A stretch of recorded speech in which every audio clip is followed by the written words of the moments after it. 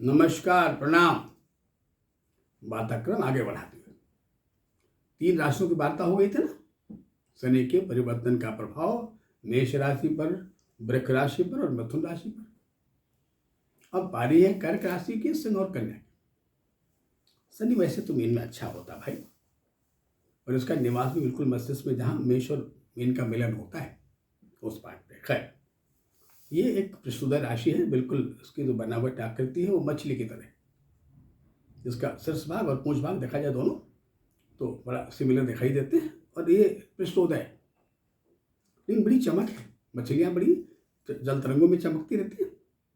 वैसे जैसे हमारे जो तरंग दैर्ध्य हमारे मस्तिष्क में चलते रहते, तो ऐसे ही होता है। खैर, आइए, तो मीन का जो शनि होता है ना, वो बड़ा कलाकार, शिल्पकार बना देता है, रत्न पारखी बना देता है, बड़ा संभाषण बना देता है, बंधु बांधवों में, कुल में, परिवार में श्रेष्ठ कर देता है। खैर, अच्छा होता है। आइए, पर कर्क में कैसा होगा? जब बात कर्क की आती है तो सबसे पहले बात आती है भाई, हमारा जो भारत देश है, आजाद भारत, उसकी स्वयं की राशि कर्क है भाई। एक अजीब इत्तेफाक कहा जाएगा कि जब देश आजाद हुआ था तो चंद्रमा कर्क राशि में था। 15 अगस्त 1947 को राष्ट्रपिता महात्मा गांधी की राशि कर्क थी, और देश के जो पहले प्रधानमंत्री बने पंडित जवाहरलाल नेहरू, उनकी राशि भी कर्क थी। तीनों कर्क वाले थे। खैर, अब इसका क्या प्रभाव देश पर होगा भाई?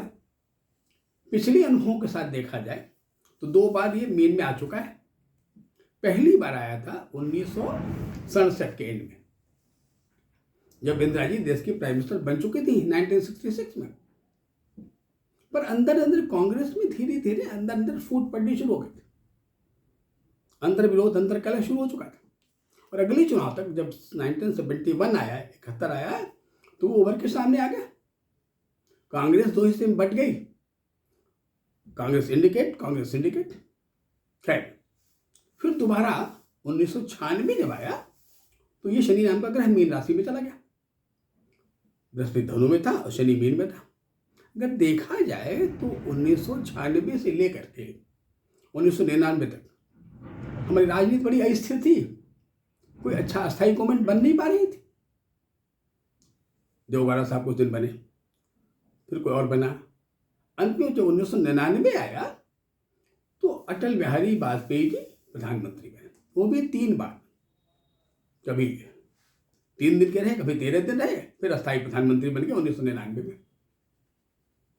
बड़े कुशल वक्ता, कभी गुण संपन्न, कभी कुलश्रेष्ठ, और बड़े उदारवादी, बड़ा कारुण्यमय, संवेदनशील, तभी तो कभी थे। खैर, 1999 में तब जाके जब मेष का शनि था तो राजनीति में स्थिरता आई। 1999 से लेकर 2004 तक अटल जी देश के प्रधानमंत्री रहे। खैर, तो 2004 में फिर कांग्रेस आ गई। खैर, अर्थात कहने का तात्पर्य यह है कि कर्क राशि के लिए मीन के शनि का प्रभाव कोई बड़ा अच्छा नहीं कहा।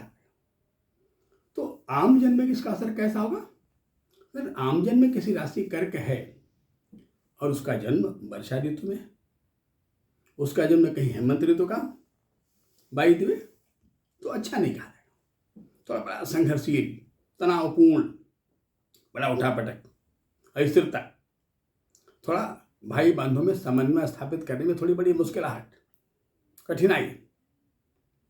पर जो सामाजिक प्रतिष्ठा होती है, मर्यादा होती है, उसका है ना, नहीं होता है, बल्कि उसमें इजाफा होता है भाई। हाँ, इसके विपरीत जो कर्क की स्त्रियां होंगी, जिन स्त्रियों की राशि कर्क कही जाएगी, उनके लिए तो ये शनि का परिवर्तन बड़ा ही उम्दा कहा जाएगा। अगर वो नवविवाहिता है तो संतान सुख प्राप्त हो जाएगा। नौकरी इच्छुक है, प्रयास कर रही, नौकरी नहीं प्राप्त हो, पक्का प्राप्त हो जाएगा। और जो कुंवारी हैं, जो बैचलर, इनकी शादी भी नहीं हुई, उनके विवाह की संभावना बढ़ जाएगी। यानी कर्क का प्रभाव बड़ा मिला जुला कहा जाएगा।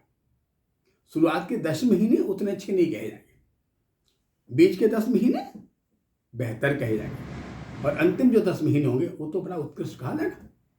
इन 2.5 वर्षों में 30 महीनों में इसका प्रभाव इस क्रम में बांटा जाएगा। आइए, अब हम बात करते हैं सिंह राशि की। अगर सिंह राशि का मालिक स्वयं सूर्य होता है, और हमारे शनि कौन है? भास्कर सुतः, उनके पुत्र हैं भाई। आई बात? खैर, ये अगर देखा जाए तो सिंह राशि शनि नाम का जो ग्रह है वो 8वें खाने मीन में कहा जाएगा। अब शनि का 8वें होना, यद्यप शनि का नाम एमा है, तो 8वें में सिंह वालों की आयु वृद्धि कर देता है, उम्र बढ़ा देता है, लेकिन बाद संघर्ष भी पैदा करता है। चुनौतियां सामने आती हैं भाई, मुश्किलें आती हैं, कठिनाइयाँ आती हैं, पर सिंह राशि के लोग मीन की स्थिति में विजेता बनते हैं, पराजित नहीं होते हैं। हाँ, थोड़ा उधर स्वास्थ्य खराब हो सकता है, कहीं पित्त के थैले में पथरी न बन जाए, कहीं लीवर फैटी न हो जाए, कोई पैंक्रियाटिक डिसऑर्गेनाइजेशन में कोई दिक्कत न हो जाए, इसका ध्यान रखना बहुत ज़रूरी होता है। हाँ, थोड़ा अपने मान सम्मान के प्रति सचेत रहने की बड़ी ज़रूरत है। अष्टम शनि के नाते कहीं उसमें कोई स्पॉट दाग धब्बा न लग जाए भाई। अतः मर्यादा कर सचेत रहना, सबकॉन्शियस से ठीक ठाक प्रयोग करना, जागरूक रहना। और बात स्त्रियों की कर ले तो वो तो बड़ी बुलंद कही जाएगी।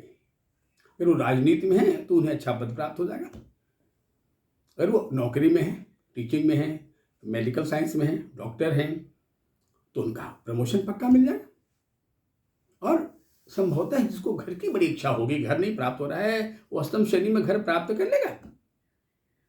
तो सिंह राशि वालों के लिए प्रारंभ का शनि अच्छा, मध्य का शनि थोड़ा खराब और अंत का शनि अच्छा, ऐसे 3 हिस्सों में बांटा जाएगा।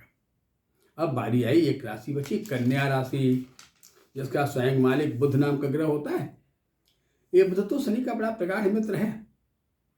वैसे देखा जाए तो शनि अपने मित्रों के साथ उतना प्रभावशाली या बली नहीं होता है जितना अपोनेंट के साथ। अब कन्या से संबंध अगर देखा जाए तो ये संबंध है 9वें भाव में, कन्या से सप्तम भाव में, सप्तम भाव में शनि कहा जाएगा। सिंह से इस शनि को अष्टम में कहा जाएगा और कन्या से देखा जाए सप्तम भाव में कहा जाएगा। सप्तम भाव का जो शनि है वो थोड़ा कन्या राशि वालों के लिए उनके वैवाहिक जीवन में थोड़ा खटपट उत्पन्न करेगा। तालमेल या सामंजस्य बिठाने की कोशिश करें। अगर पत्नी को क्रोध अधिक पैदा होता है तो थोड़ा स्वयं सहनशील बन जाए। अगर पति को क्रोध ज़्यादा पैदा होता है, आग है मान लो पति, आप पानी बन जाए, क्योंकि हमेशा आग को पानी ने शांत किया है, कभी आग को आग ने शांत नहीं किया। तो पारिवारिक वातावरण सुसंगठित रहे, माधुर्यपूर्ण रहे, कोई दरार न पड़े, छोटी छोटी बातों में कोई विवाद न पैदा हो जाए। अतः अपने व्यवहार कुशलता को कायम रखें, भाषा पे कमांड रखें, अपरिभाषी न बने। स्त्रियां इस बात का पूरा पूरा ख्याल रखें कि हमारे कर्तव्यों के निर्वहन में कोई पर्सनैलिटी न हो जाए, कोई विभेद न हो जाए। ईर्ष्या के बढ़ने की बहुत संभावना होती है, उससे बचने की चेष्टा करें। वैसे मैंने कहा ना कि व्यक्तित्व के 2 दुर्गुण होते हैं। अगर पुरुष में देखा जाए तो ईगो, अहंकार, और महिलाओं में ईर्ष्या। ये 2 शत्रु हैं हमारे व्यक्तित्व के, जो हमारे पर्सनालिटी को बिगाड़ते हैं। तो महिलाएं इस बात का ध्यान रखें, कौन सी महिलाएं, जो कन्या राशि की, कि उनमें ईर्ष्या बढ़ने न पाए, उसे दबाएं अपने बौद्धिक विवेक से, अपने ज्ञान से। आई बात समझे। और जो पुरुष हैं वो अहंकार से बचें, क्रोध पर, अहंकार पर, मत से बचने की चेष्टा करें, ताकि उनके व्यक्तित्व का जो प्रकाश है, व्यक्तित्व का जो फैलाव, एक्सपोजर है, वो स्पॉटेड न हो। इसका पूरा पूरा ध्यान रखें। फिर अगली चर्चा हम लोग अगले एपिसोड में करेंगे।